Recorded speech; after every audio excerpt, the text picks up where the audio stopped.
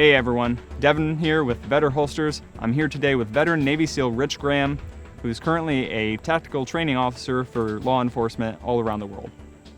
Now, Rich, you've been wearing our Cobra quick release gun belt for about a week now. What are your initial thoughts on this? I'm really impressed with it. I really enjoy this piece of equipment so far, and there's three main things that really stand out to me. The first thing, above all, is the step-down buckle that you guys used for this. When I first looked at it, I didn't know if it would be able to fit in the type of equipment I was using. I like to use the belt loop method for my gear, and I didn't think the buckle would fit through, but that step-down buckle design that you guys used actually fits through the loops, not only of the different types of pants I wear, but through the equipment that I wear for holsters, mag pouches, all that kind of stuff. So that right off the bat was really impressive to me. The second thing was, the belt is very rigid.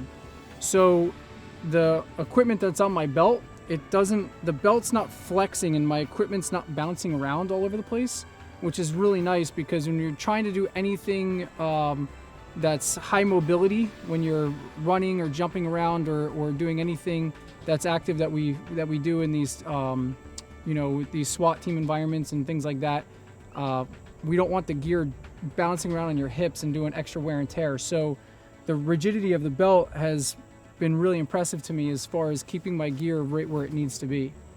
And the third thing is just how streamlined the belt is for when we're trying this with concealed carry, right? Again, this would fit through my normal type of pants with how narrow the actual belt is.